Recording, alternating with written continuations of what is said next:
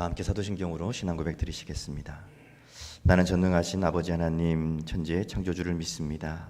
나는 그의 유일하신 아들 우리 주 예수 그리스도를 믿습니다. 그는 성령으로 잉태되어 동정녀 마리아에게서 나시고 본디오 빌라도에게 고난을 받아 십자가에 못 박혀 죽으시고 장사된 지 사흘 만에 죽은 자 가운데서 다시 살아나셨으며 하늘에 오르시어 전능하신 아버지 하나님 우편에 앉아 계시다가 거기로부터 살아있는 자와 죽은 자를 심판하러 오십니다. 나는 성령을 믿으며 거룩한 공교회와 성도의 교제와 죄를 용서받는 것과 몸의 부활과 영생을 믿습니다. 아멘. 찬송가 486장 함께 찬송 부르시겠습니다. 찬송가 486장. 이 세상에 근심된 일이 많고 참 평안을 몰랐구나. 내 주 예수 날로라 부르시니 곧 평안이 시리로다. 486장 함께 찬송 부르시겠습니다. 이 세상에 근심된 일이 많고 참 평안을 몰랐구나. 내 주 예수 나로라 부르시니 곧 평안이 쉬리로다.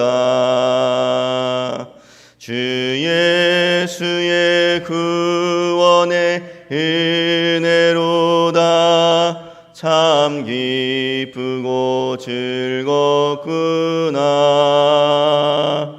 그 은혜를 영원히 누리겠네.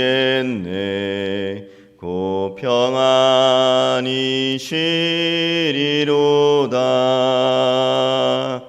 이 세상에 곤고한 일이 많고 참 쉬는 날 없었구나.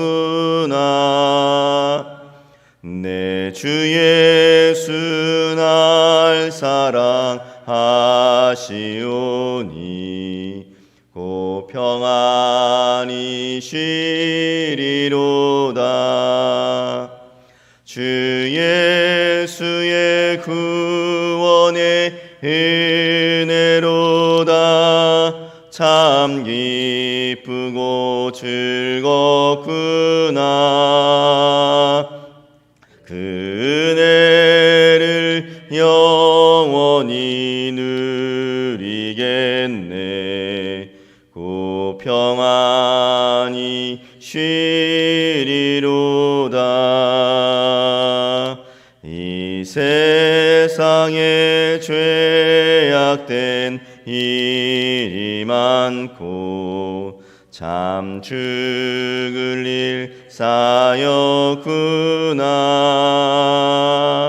내 주 예수 날 건져 주시오니 곧 평안이 쉬리로다. 주 예수의 구원의 은혜로다. 참 기쁘고 즐겁구나. 그 은혜를 영원히 누리겠네. 곧 평안이 쉬리로다. 아멘. 하나님 말씀은 창세기 49장 29절에서 50장 14절까지 말씀 함께 보겠습니다. 창세기 49장 29절에서 50장 14절까지 말씀 한 절씩 교독하겠습니다. 창세기 49장 29절부터 50장 14절까지 말씀 한 절씩 교독합니다. 그가 그들에게 명하여 이르되 내가 내 조상들에게로 돌아가리니 나를 햇사람 에그론의 밭에 있는 굴에 우리 손조와 함께 장사하라.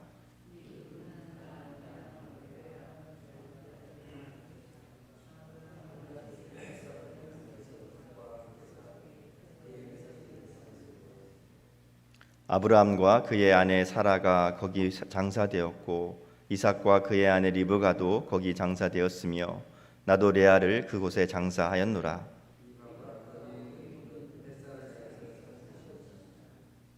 야곱이 아들에게 명하기를 마치고 그 발을 침상에 모으고 숨을 거두니 그의 백성에게로 돌아갔더라.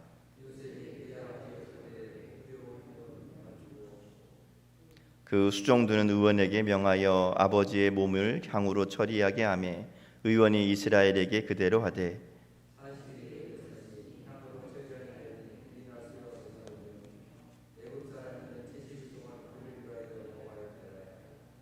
곡하는 기한이 지남에 야곱 요셉이 바로의 궁에 말하여 이르되 내가 너희에게 은혜를 입었으면 원하건대 바로의 귀에 아뢰기를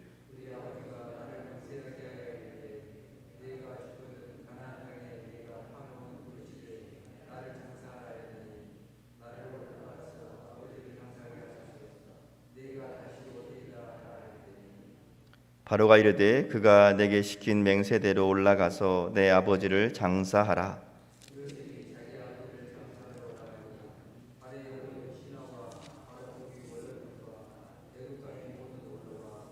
요셉의 온 집과 그의 형제들과 그의 아버지의 집이 그와 함께 올라가고 그들의 어린 아이들과 양떼와 소떼만 고센 땅에 남겼으며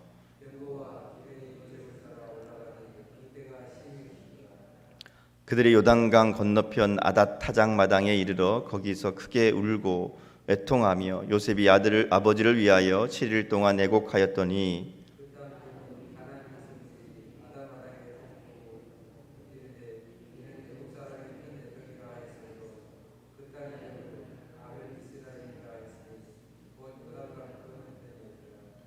야곱의 아들들이 아버지가 그들에게 명령한 대로 그를 위해 따라 행하여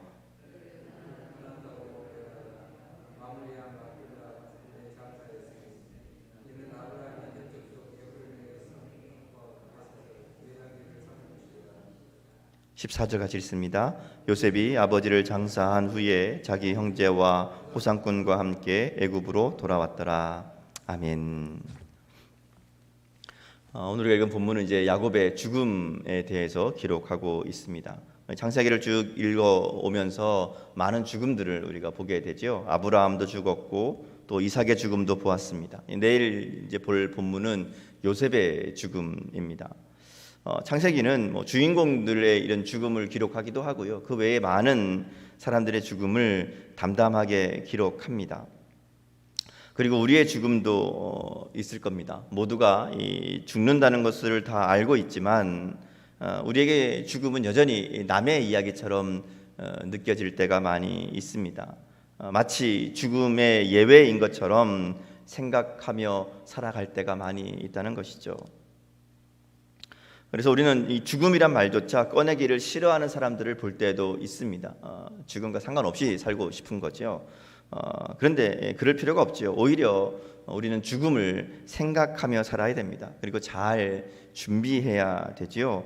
야곱의 죽음을 보면서 우리도 언젠가 우리에게 닥쳐올 우리의 죽음에 대해서 묵상하고 또 우리의 죽음을 잘 준비할 수 있는 그런 삶이 되어야 될 줄 믿습니다. 잘 준비해야 잘 죽을 수 있기 때문에 그렇습니다. 무엇보다 오늘 죽음을 바라보는 야곱의 태도를 우리가 좀 기억해야 됩니다. 죽음을 맞이하는 야곱은 사실 큰 어떤 슬픔이나 분노나 그런 게 없죠. 담담합니다. 야곱은 자신의 죽음에 대해서 열조에게로 돌아간다, 내 조상들에게로 돌아가리니 이렇게 이야기합니다. 우리가 이제 성경에서 보는 열조에게 돌아간다, 조상들에게 돌아간다 하는 말에는 그들의 이 죽음에 대한 이 철학이 담겨 있습니다. 마치 이런 거죠. 인생을 릴레이 경주와 같이 생각하는 겁니다. 그러니까 조상들로부터 바톤을 이어받아서 달리기를 하는 것 같다는 거죠. 그리고 달리기가 끝나면 그 다음 주자에게 내 바톤을 넘겨주고 나는 이미 뛰었던 사람들과 함께 쉬는 것처럼 이 죽음이 바로 그런 것이다 하는 거예요. 조상들로부터 이 바톤을 물려받아서 열심히 달리다가 또 그 바톤을 우리 후손들에게 물려주고 경주를 마친 앞에 우리 조상들이 쉬고 있는 것처럼 우리들도 그들과 함께 쉰다. 이런 의미가 이 조상들에게로 돌아간다. 또 열조에게로 돌아간다. 이런 의미로 우리가 읽을 수 있습니다. 우리 인생이 그렇잖아요. 이 땅에 와서 잠깐의 삶을 살고 다시 우리는 돌아갈 본향이 있는 사람들입니다. 특별히 이 땅에 사는 동안 내가 단순히 나만 사는 것이 아니라 우리를 통해 이루시는 하나님의 뜻과 하나님의 계획을 이루며 살아가는 존재들이라는 것이죠. 그러기에 이 땅의 삶을 사는 동안 하나님의 약속을 이루고 하나님의 뜻을 이루면 사람은 그 마지막이 행복하게 아름답게 끝날 것이고요. 이 땅의 삶을 그렇지 못하게 허비한 사람들에게는 그 삶이 부끄러운 삶이 될 것이다 하는 것이죠. 야곱은 이 경주를 훌륭하게 잘 마치고 이제 돌아가서 그의 조상들과 함께 쉬게 될 것이다 이렇게 고백하고 있는 겁니다. 특별히 야곱은 가족들이 보는 가운데 평안한 죽음을 맞이하고 있습니다. 우리 앞에 본 것처럼 모든 아들들을 불러고 축복하고 아마 그리고 얼마 되지 않아 이 죽음을 맞이한 것 같아요.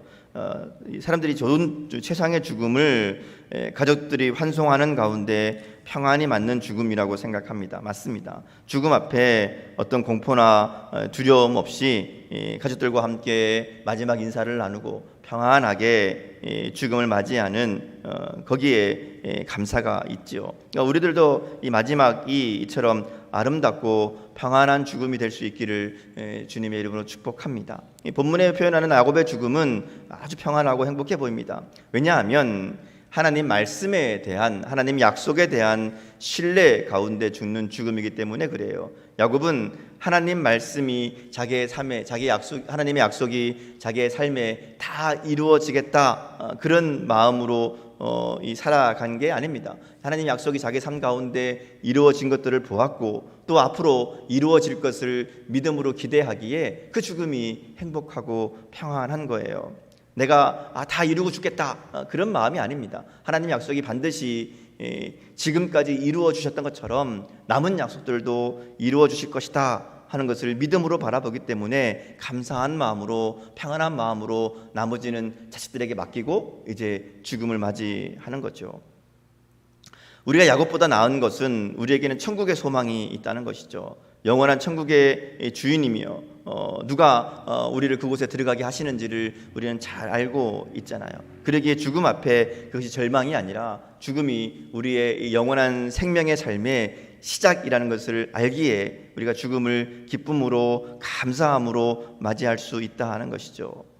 뿐만 아니라 그 영원한 하나님 나라에 들어가기 위해서 우리가 이 땅의 삶이 중요하다는 거죠. 예수 그리스도를 알고 하나님을 사랑하고 하나님의 뜻대로 사는 자들에게는 그 영원한 세계에서 행복이 준비되어 있다 말씀합니다. 그러기에 오늘의 삶이 믿음 안에서 천국을 준비하는 삶의 지혜가 우리 가운데 있어야 될 줄 믿습니다. 야곱이 죽으면서 이제 자기를 이 가나안 땅 막벨라 굴에 매장해 달라고 이야기합니다. 이 막벨라 굴은 아브라함이 햇사람에게 돈을 주고 산 밭 땅이죠. 이곳에 아브라함과 사라, 이삭과 리브가가 묻혔고 또 야곱도 자기의 아내 레아를 거기에 묻었다 이렇게 이야기합니다. 야곱도 그곳에 이제 묻히게 되지요. 이 막벨라 굴에 묻어달라 하는 것은 단순히 우리 조상들의 무덤에 같이 나를 묻어달라 이런 의미가 아닙니다. 이 땅은 이스라엘이 약속의 땅에서 처음으로 소유하게 된 땅이죠. 그리고 이 약속의 땅 일부를 첫 열매로 받은 곳이 바로 이곳입니다. 그러니까 여기에 묻어달라 하는 야곱의 이 유언은 그 자식들에게 주는 분명한 메시지가 있는 거죠. 애굽이 우리가 영원히 살 땅이 아니라는 겁니다. 우리가 돌아갈 땅은 이스라엘이 돌아갈 땅은 이 가나안 땅이라는 것을 분명하게 이야기하는 거죠. 자녀들이 가나안 땅에서 장례를 치르면서 무슨 생각을 했겠습니까? 또 매년 아버지의 이 죽음을 기억하면서 또 자기 조상들의 이 묘가 있는 가나안 땅을 바라보면서 무슨 생각을 했을까요? 그 아버지의 주신 약속, 너희가 반드시 가나안으로 다시 돌아갈 것이다 하는 약속을 그들이 아마 다시 생각했을 겁니다.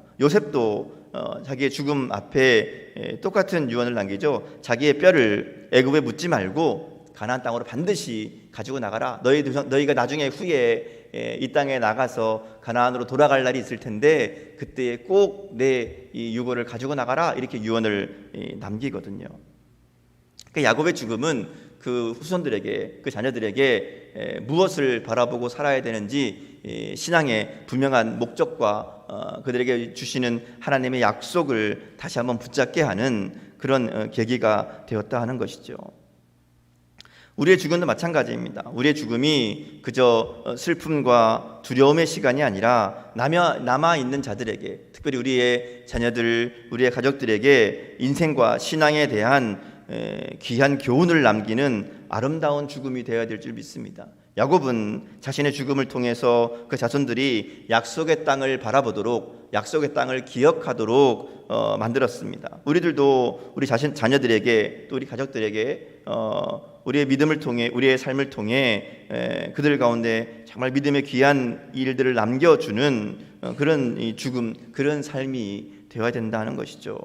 우리 자손들이 우리를 어떻게 기억할까 우리가 생각해 봐야 됩니다. 그러기에 그들에게 정말 마지막 모습, 특별히 이 죽음을 맞이하는 우리의 모습은 우리 자녀들의 인생과 신앙에 결정적인 영향을 미치게 될 것이라는 것이죠. 그래 야곱과 같이 믿음의 일을 이루는 죽음이 되어야 됩니다. 삶도 중요하고 죽음도 중요합니다.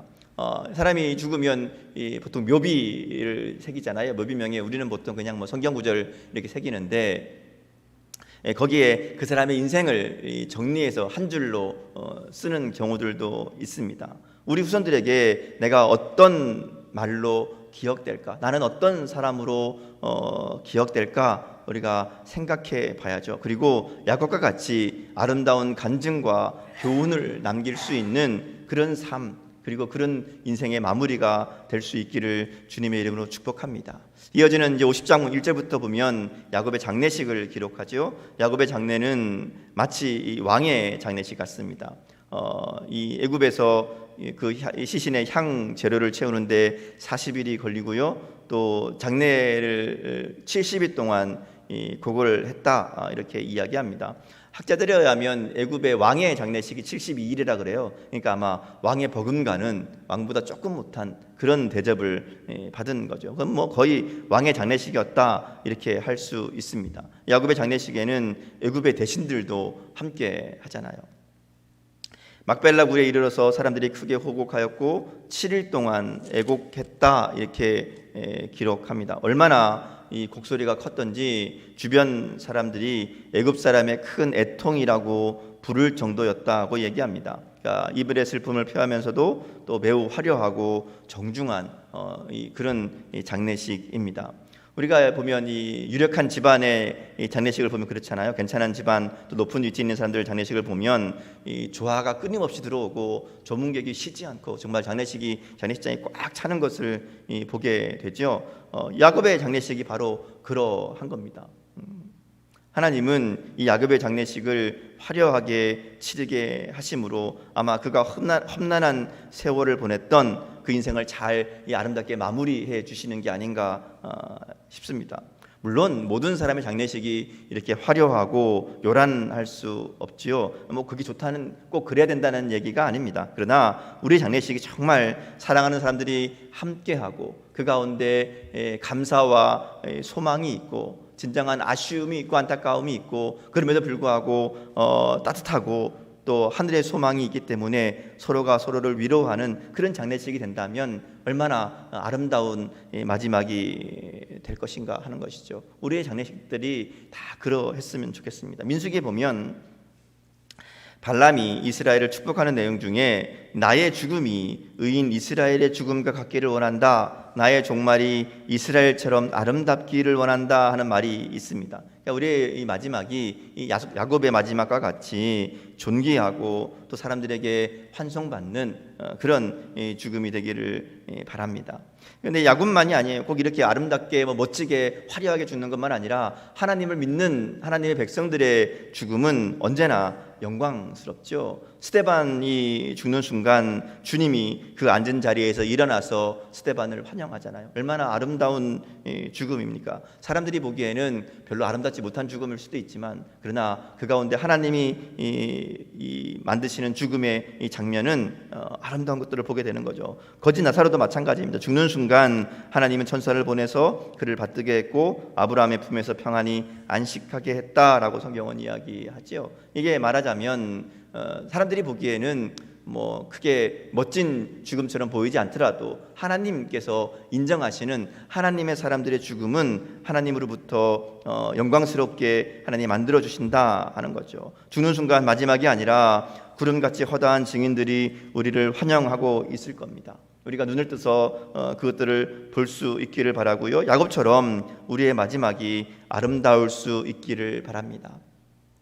우리 인생의 최고의 성공이 뭔가? 내가 죽었을 때에 평가되는 거죠. 그 사람 참 믿음의 사람이었다. 참 하나님의 은혜로 산 사람들이었다. 참 하나님을 영광스럽게 한 사람이었다 하는 평가를 받는 것인 줄 믿습니다. 이 땅에서 평가들이 중요하지 않아요. 뭐 부자든지 가난하든지 건강하든지 병들었든지 무슨 일을 했든지 그것보다 더 중요한 것은 우리의 믿음으로 평가받는 겁니다. 하나님의 말씀대로 하나님의 약속을 붙잡고 살았는가 하는 것이죠. 오늘 야곱처럼 우리가 하나님만 굳게 붙들고 살아간다면 인생의 많은 문제와 또 시련 앞에서도 능히 승리하고도 남는 위대한 삶을 살게 될 줄 믿습니다. 우리도 야곱처럼 하나님의 약속을 바라보며 그 약속을 쫓아 믿음으로 살아가므로 야곱과 같은 아름다운 인생의 마무리를 준비하는 우리의 오늘 하루하루의 삶이 될 수 있기를 주님의 이름으로 축복합니다. 함께 기도하겠습니다. 하나님, 오늘 말씀을 통해 이 야곱의 죽음과 장래의 이 말씀들을 보며 우리의 모습을 돌아보게 하시니 감사합니다. 우리도 언젠가 야곱과 같은 죽음의 순간이 우리에게 분명히 있을 것인데 우리가 그날을 잘 기억하며 준비하는 지혜로운 삶 될 수 있도록 인도하여 주옵소서. 이 땅을 살아가며 야곱과 같이 하나님 약속 붙잡고 그 약속을 따라 믿음으로 살아가는 삶 되게 하여 주시고, 그러기에 야곱의 마지막을 영광스럽고 아름답게 만드셨던 것처럼 우리의 인생도 하나님께서 아름다운 마무리로 만들어 가시는 그 은혜를 누리는 우리들 될 수 있도록 인도하여 주옵소서. 그래 이 땅을 삶을 살아가는 동안 우리에게 맡겨진 시간 동안 정말 야곱과 같이 아름다운 인생의 마무리를 잘 준비하는 우리의 삶 될 수 있도록 은혜에 도하여 주옵소서. 감사드리며 예수님 이름으로 기도드립니다. 아멘. 하늘에 계신 우리 아버지의 이름을 거룩하게 하시며 아버지의 나라가 오게 하시며 아버지의 뜻이 하늘에서와 같이 땅에서도 이루어지게 하소서. 오늘 우리에게 일용할 양식을 주시고 우리가 우리에게 잘못한 사람을 용서하여 준 것 같이 우리 죄를 용서하여 주시고 우리를 시험에 빠지지 않게 하시고 악에서 구하소서. 나라와 권능과 영광이 영원히 아버지의 것입니다. 아멘. 오늘도 가지고 나오신 기도 제목으로 기도하시고요. 오늘 하루도 주님의 은혜로 승리하는 복된 하루 될 수 있기를 주님의 이름으로 축복합니다. 함께 기도하겠습니다.